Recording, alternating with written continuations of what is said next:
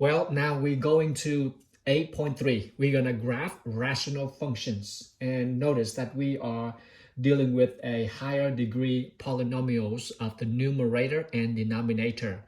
Notice right here, ax to the m, and down here is bx to the n. You see the higher degree of the polynomials on numerator and denominator. Look at this. I gave you the example. How do we deal with the graphs of the rational function? Three cases happen. Notice very clearly. The numerator will help you to find the x-intercept. When you set the numerator equals 0, you will find the x-intercept. The denominator will help us to determine the vertical asymptote, okay? And you are no stranger for that. By setting the denominator equals 0, you will find the vertical asymptote, okay? And then notice right here. Notice that you see you have three cases right here, which is the degree of the variable on the numerator and the variable which is the highest degree, we call the leading degree of the numerator and denominator. We have three cases. In all situations, the rational function has at most one horizontal asymptote, okay? So just notice that, only one horizontal asymptote at most, or they might not have one either, so just pay attention. Look, when the case, look at this. In this, suppose in example right here, you see three cases. First, you see the numerator, the variable right here, x, and x to the 1 power, and over here, x squared. So you see that m over here is 1, n over here is 2, so m less than n. So you see the numerator degree is less than the denominator degree. Then guess what? The line y equals 0 is the horizontal asymptote. Write that down. You see? The case when the degree of the numerator less than denominator, then you have y equals 0, which is the horizontal line. Just so you know, okay? That's the horizontal line right here. Is the horizontal asymptote. Another case you see right here is that when you have both the numerator and denominator, another example, 3x squared over 2x squared, you see that they both have the same degree, okay? The exponents have the same degree. Therefore, the line equals the rational of the two leading coefficient, 3 over 2. That is the horizontal asymptote of the graph of this guy as well. As I told, that the rational function has at most only one horizontal asymptote, okay? And this is the third case. The third case, when you have the numerator, the exponents of the numerator bigger than the denominator. Then the case when m less than n, then you have no horizontal asymptote. Okay, and then how does the function behave? The n behavior, remember when x go extreme to positive, negative, it will be having the n behavior of this such function when m less than n will be the exponents of the numerator over denominator, and you cancel out, you got this one right there, and that is just a linear function, and the graph will be, you know, have the n behavior. It looks like that, but it will follow that pattern right there. Okay, now let's go into our application. Let's look with me example 1, shall we? Example 1 you will have, and let's see what cases it fall into. Okay, all right, look with me, example 1. You have here graph y equals 6 over x squared plus 1. Ladies and gentlemen, over here you can consider as x0, you know, because x0 is 1, okay? So you see the m right now is less than n. If m is less than 1, then the horizontal y equals 0 is the horizontal asymptote. So you can see that, there we go. That's your horizontal asymptote right there. Now, notice that denominator always positive, okay? Always positive. And you notice that, oh, I see. The graph will not touch this. So it has a curved graph, but one curve in what way? the maximum value for y you can get that when you set x equals 0. Look, yeah, set x equals 0. Oh, you got 6. 1, 2, 3, 4, 5, 6. There we go. That's the maximum you can get. Therefore, you see the graph right now takes place right away. This guy will be the horizontal asymptote, so it goes like that. There. Isn't that beautiful? Okay, cool. I hit the mark, but that's right there. So that's, you see how the graph has such behavior. Of course, it will not go like, that, because it's approaching the horizontal asymptote right there, because based on the principle. That's done right there. Make sense? And you can see that will give you the, the maximum of the graph right there, which is x0 at 6. All right, and then go into another complex form. Turn to me with the next example, example 2. Example 2, let's see. In this case, the game is to understand the case. What case it falls into. 2x squared over, what? X squared minus 9. Ladies and gentlemen, look at this. Oh, I see. M equals n. I see x squared and x squared right here. Therefore, you will see right now the horizontal asymptote. Okay, horizontal asymptote. Okay, will be 2 over 1. See, the 2 over 1. 2 over 1, which is 2. There we go. Graph that for me. Graph this for me. You will see. Okay, so the line y equals 2. There we go. First of all, I got that down. Make sense? Now look. Look right here, y'all. Look right here. What about denominator? Tell you, denominator, set that equals 0. You will get vertical asymptote. That's what you've been learning. X squared minus 9 equals 0, which is x cannot be plus minus 3. I mean, I'm doing a shortcut. I mean, really a space over here, a text space over here, so I don't want to. Look, set the denominator equals 0. You got x squared minus 9 cannot be 0. Therefore, x squared cannot be 9, which means x cannot be, that's right, plus n minus 3. Here you go. 1, 2, 3. 1, 2, 3. So you have 2. This is your vertical asymptote. There we go. Got it? Vertical asymptote. So negative 3 down right there. Oh, Mr. D. There we go. All right. And 3, 1, 2, 3. There we go. Okay. Now, y'all look. So what does the graph looks like, Mr. Dan? Well, you have 3 zones. 1 zone, 2 zone, and 3 zone. So let's bring some value out here. Let's say if x equals negative 4, see what it looks like. I mean, you know that this is the horizontal asymptote. That's your vertical asymptote. So it's going to be, all right, now look, let's give a value right here, negative 4. You plug in the value negative 4, okay? You will see, pick the 3 zone over here. You see that x and y, okay? Negative 4. You plug negative 4 in, you will see the function will go down. The value x increases, this one go approaching that horizontal asymptote. So x is negative 4, the denominator increases, okay?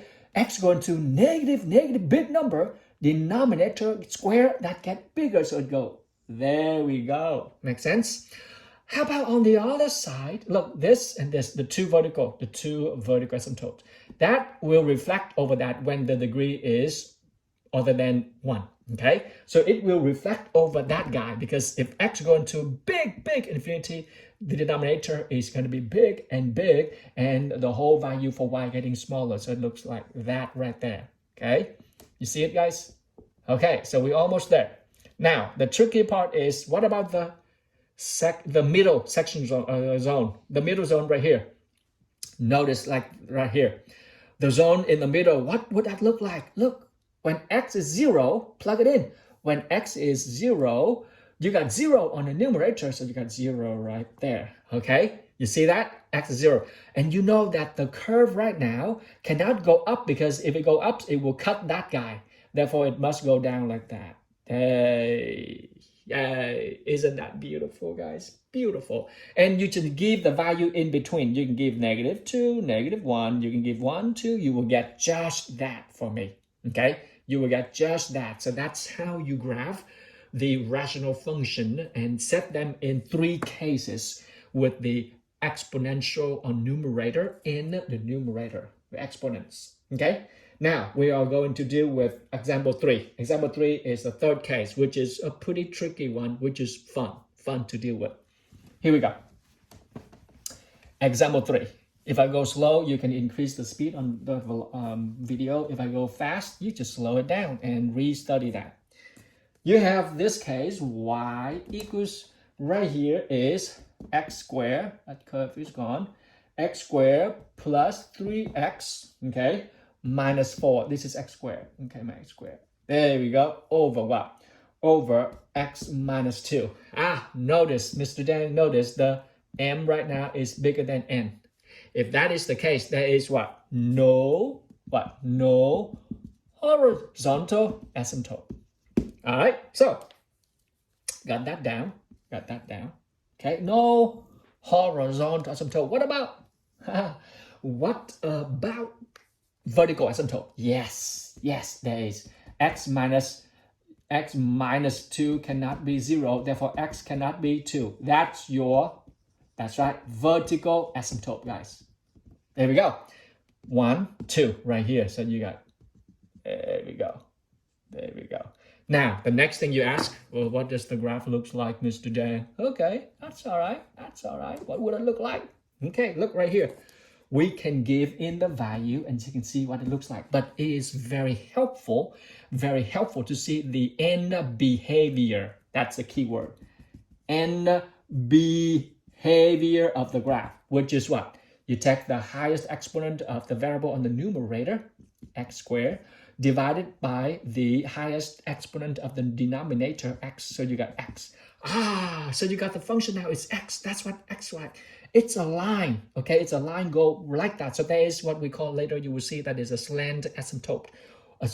Boom, like that. The end behavior will go like that, okay? So as x going to negative infinity, the function will go down. As x go past infinity, the function will go up. So they will reflect over the vertical line right here, okay? And over here you can see that, oh, I see something else, Mr. Zhang. Look, what have we learned about the numerator? That will give you the x-intercept. See, you can factor this one out, guys. Look at this. You can factor this one out. You can see that, oh, I see. Do you see it on the board? Okay, that will be x what? This is x plus 4 and this is x minus 1. So you can see at the point x plus 4 and x minus 1, you can see at the point x equals negative 4, y is 0, x is negative 4. On the numerator, that will tell you the x-intercept. X is negative 4, 1, 2, 3, 4. There we go. Y 0. So you got right there. That's your point. Okay. And x is 1. X is 1. Okay. X is 1. Y is 0. X is 1. Y is X is 1. Y 0. Sorry. Right here. So y'all look. Since we know that the graph will have the end behavior, it goes like this right here. This is a very tricky part. And you can set the value. How do I know where? Set another thing. To find the y-intercept, we just found the x-intercept, okay? The x-intercept by setting the numerator equals 0. To find the y-intercept, which means x equals 0.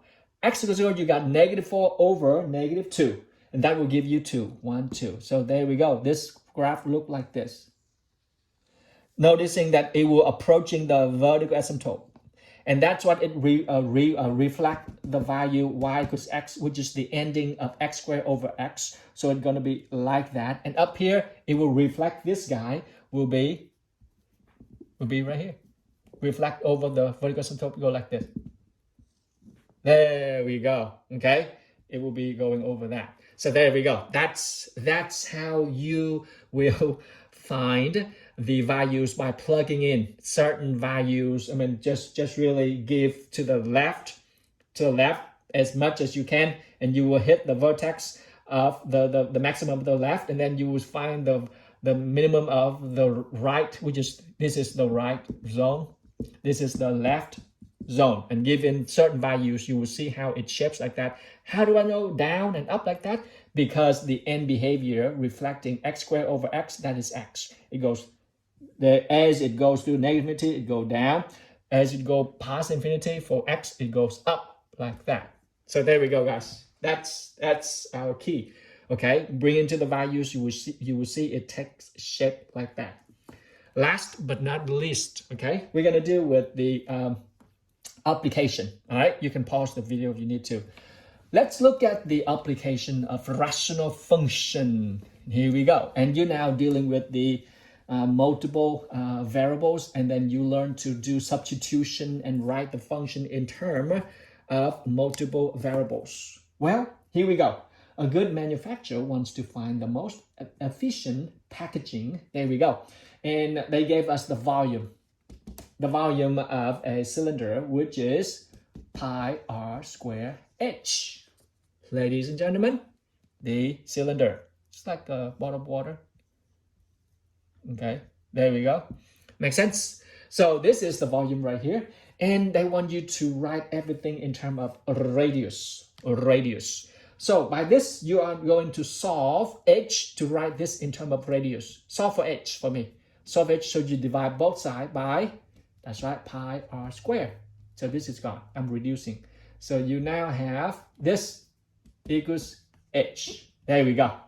All right, now, since you are dealing with profit, you want to paint the cylinder, the all around, they call it the surface area. And the surface area, you paint the whole thing to make it attractive to the customers.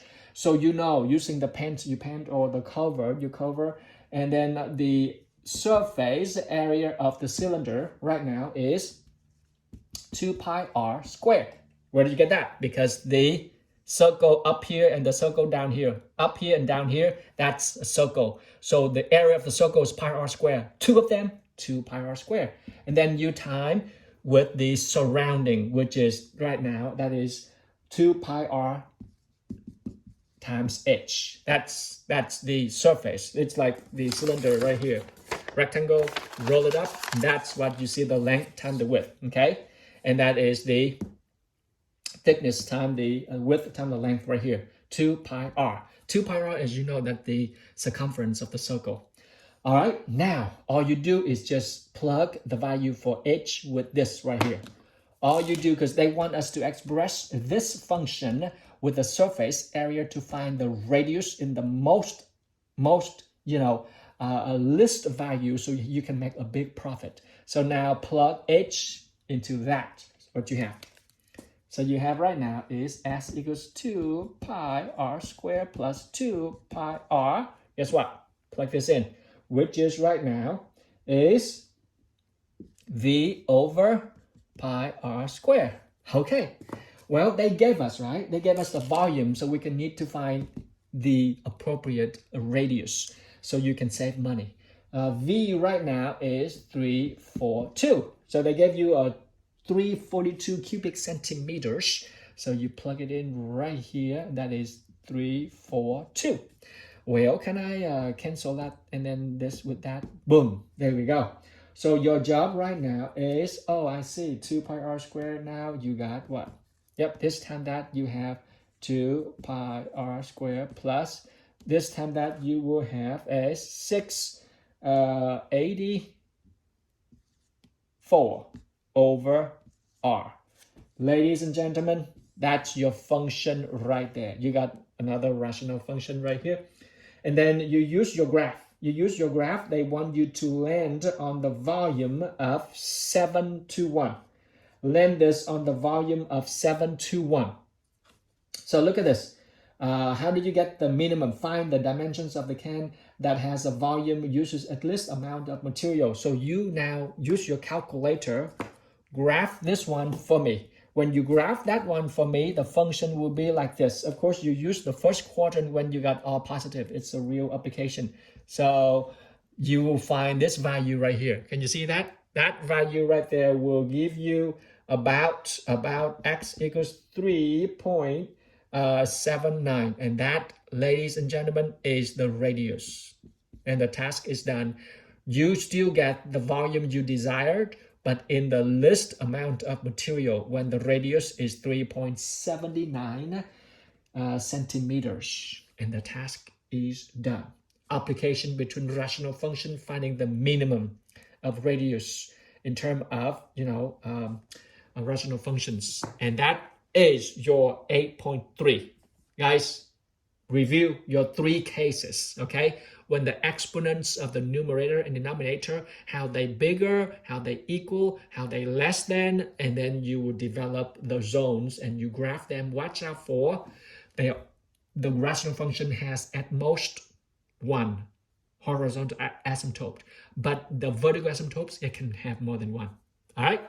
And that is it for 8.3, and I will see you on Thursday for 8.4. Hey, we almost there, guys. Have a wonderful day. Love you all. Adios.